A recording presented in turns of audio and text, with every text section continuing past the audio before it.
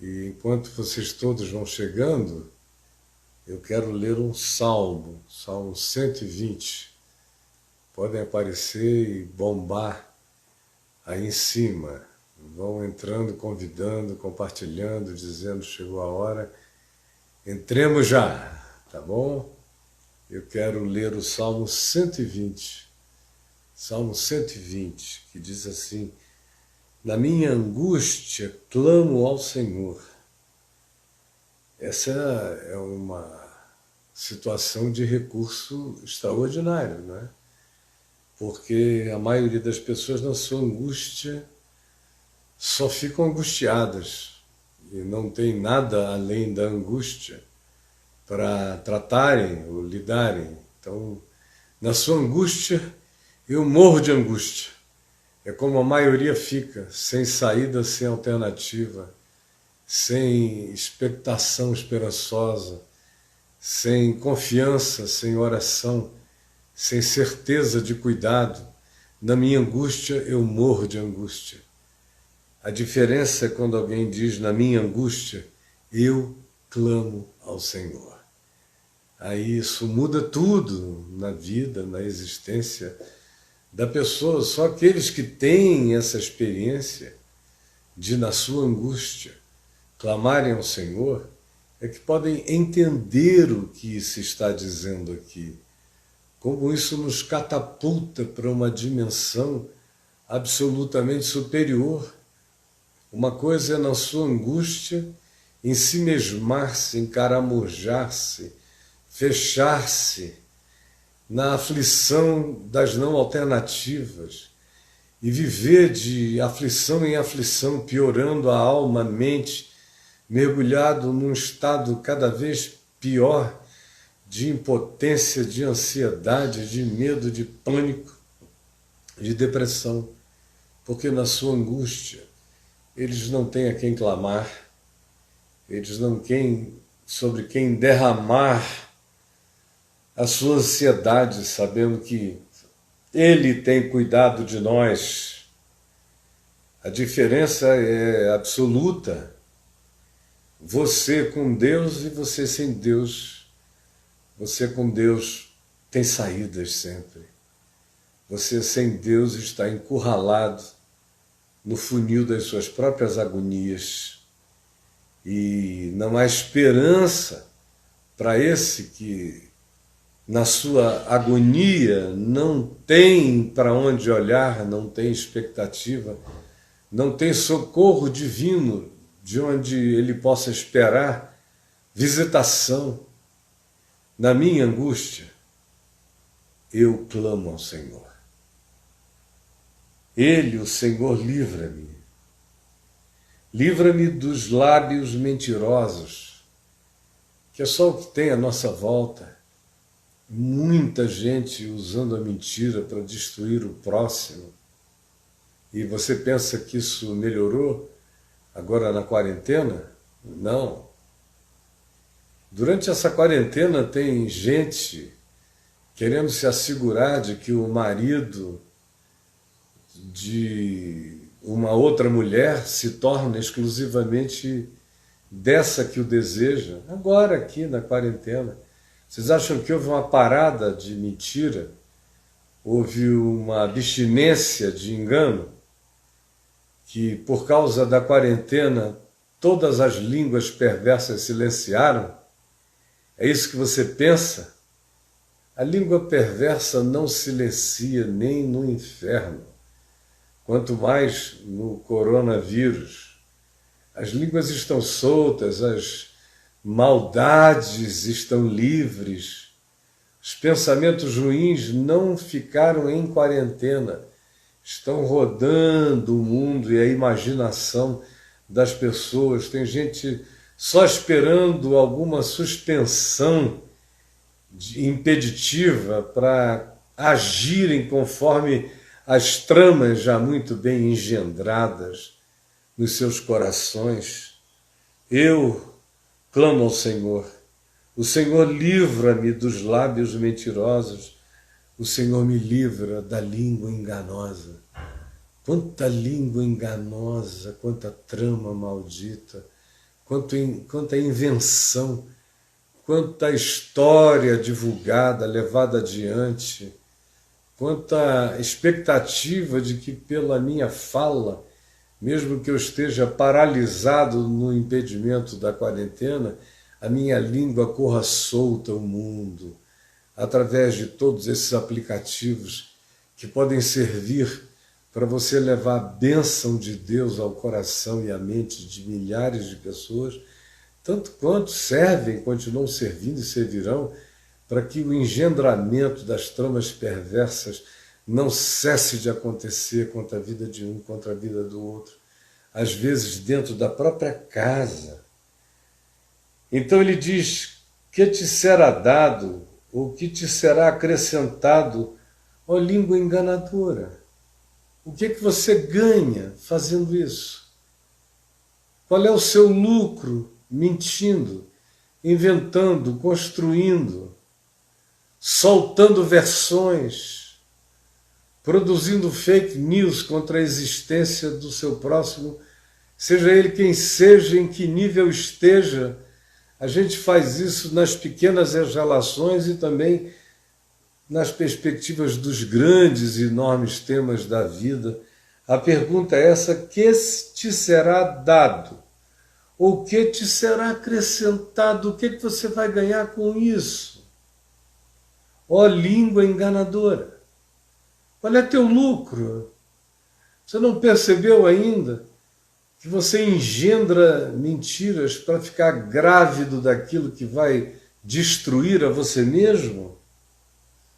Ele diz: setas agudas do valente e brasas vivas de zimbro são soltas, atiradas nessas flechadas, nessas setas agudas de gente que não cessa de ter a intenção de ferir o outro. E aí ele diz: ai de mim que peregrino em Meseque e habito nas tendas de Quedar, aquela região onde hoje está Petra, entre Israel e a Jordânia. Naquele tempo era a rota dos nebateus, rota comerciais antiquíssimas, e também havia uma grande muvuca transcultural, intercultural. Era um lugar de muita confabulação, de muita troca de informação. Era uma praça, era uma web de informes indo para lá e para cá. E ele diz: pobre de mim, que sou forçado a andar nesse ambiente onde o ânimo maior é para que se invente, para que se conceba e para que se aplique aquilo que faz mal na existência do outro. Já há tempo demais que habito com os que odeiam a paz. Já há tempo demais que eu habito com os que odeiam a paz. É esse o seu caso? Ele aqui afirma. Eu faço essa pergunta a você. Já há tempo demais que você habita com aqueles que odeiam a paz, com aqueles que têm prazer no conflito, na confusão, na angústia, que provocam o desencontro, que provocam a inimizade, que provocam a hostilidade. Quanto tempo faz? Me conte aqui, quanto tempo faz que você vive com esses que odeiam a paz? Isso às vezes é em casa, na casa da gente. É uma mãe que odeia a paz, é um pai que odeia a paz. Ou são filhos estranhos, que parece que nem são filhos dos pais que os trouxeram à luz, porque eles são absolutamente diferentes.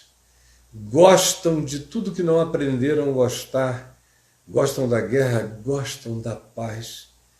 Quanto tempo faz que você vive no meio desses que, de fato, odeiam a paz?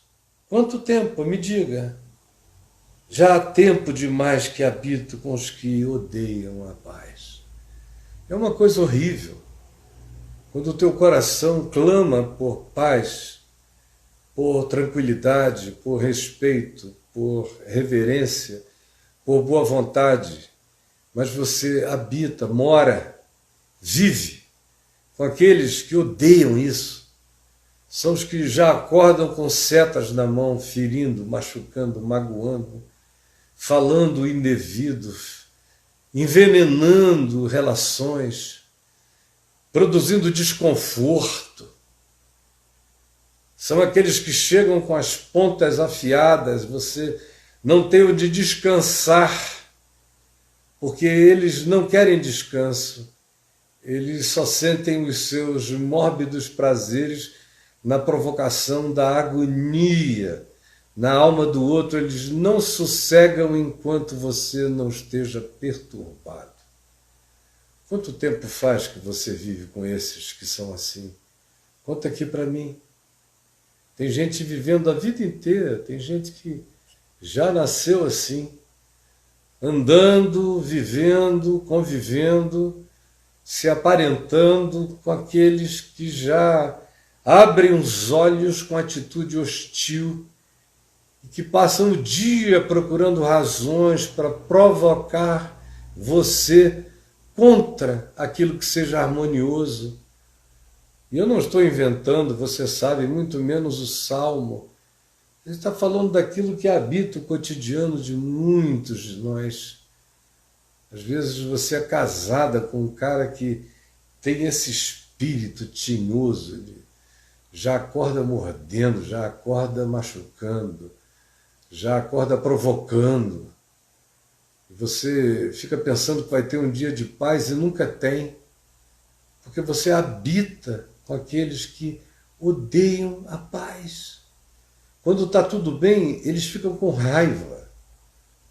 Quando não há nenhuma razão para o conflito, eles se tornam desconfortáveis.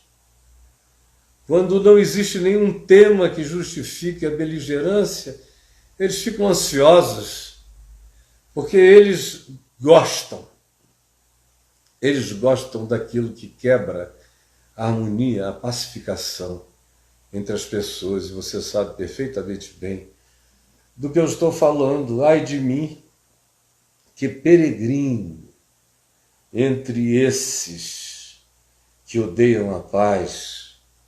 Então ele conclui dizendo: sou pela paz. Eu sou, no que me diz respeito, eu quero paz, eu sou pela paz, eu sou filho da paz, eu quero criar pacificação aonde quer que eu vá, aonde quer que eu esteja, eu quero. Eu quero ser instrumento de reconciliação, eu quero ser filho, de fato, do meu Pai que está nos céus, que faz nascer chuvas para maus e bons, faz o sol nascer sobre ímpios e justos.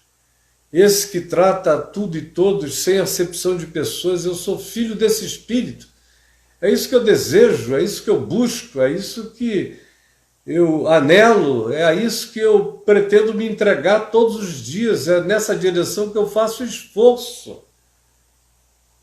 Há muito tempo que eu habito entre aqueles que odeiam a paz. Eu estou passando a vida inteira junto a esses que são seres que não têm nenhum prazer na pacificação. Ao contrário, eles amam, eles cultuam a desavença, o choque, a mentira, o encontro maligno, o desassossego. Eles só se sentem bem quando produzem desassossego nos outros. Eu sou pela paz, eu sou pela paz. Você pode de fato dizer isso, que você é pela paz ou nem tanto?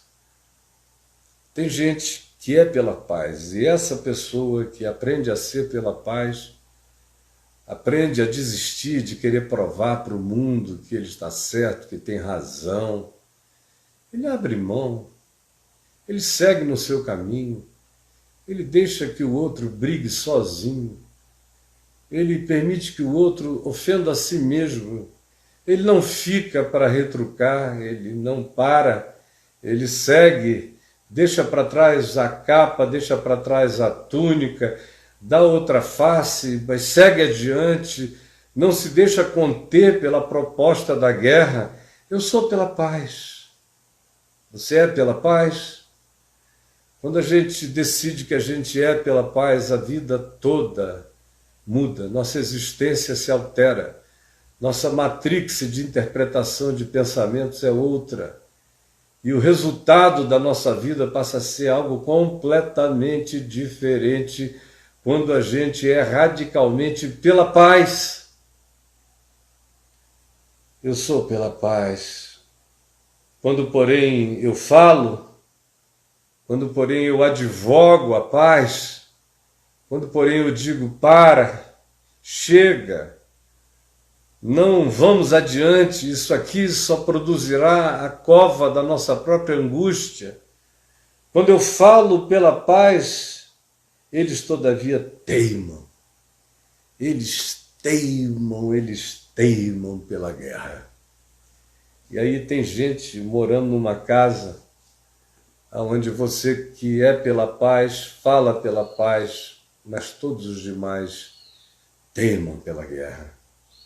Identifique aí na sua mente essa quantidade enorme de pessoas que, de fato,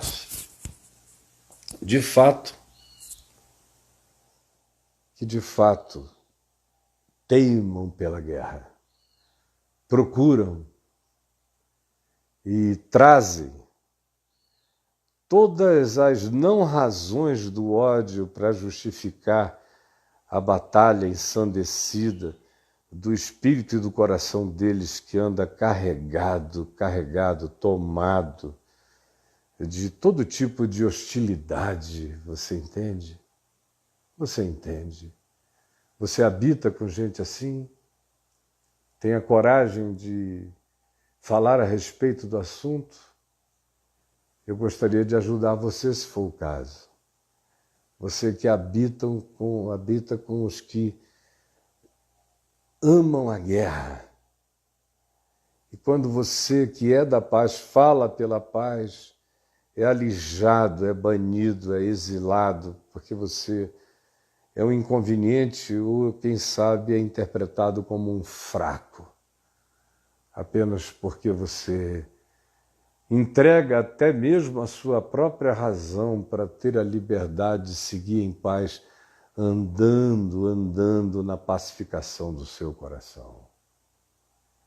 Senhor Jesus, eu quero pedir que essa palavra singela, simples, meiga, tão óbvia, evangelho tão básico, que carrega o Espírito de Cristo, o Espírito da pacificação dos filhos de Deus, que essa palavra acenda consciências, acorde percepções, e que essa palavra tire alguns que estão naquele estado hipnótico, produzido pela perversidade que vai induzindo os caminhos das pessoas a andarem na direção do conflito, que essa palavra desmonte essas estruturas mentais e traga para o coração e para a mente de cada um uma maneira nova de interpretar e de desejar viver, ou mesmo de se afastar. Já faz muito tempo que tem gente gastando a vida com aqueles que odeiam a paz. Já tem muito tempo que tem gente falando em favor de uma vida melhor e não são ouvidos, ao contrário, são perseguidos, porque aqueles com os quais fala amam a guerra, amam o conflito, como a gente assiste hoje no nosso país, aqueles que amam a guerra, que amam o choque, que amam o embate, que amam o conflito. E como é desagradável viver entre aqueles que não são pela paz, ao contrário, que rechaçam você quando você fala pela paz, porque o coração deles está comprometido com a guerra, com a desavença, com o choque, com a existência angustiada. Eles se viciaram na angústia da beligerância e do conflito. Por favor, ajuda-nos a compreender e dá-nos um coração que queira desistir dessa perversidade.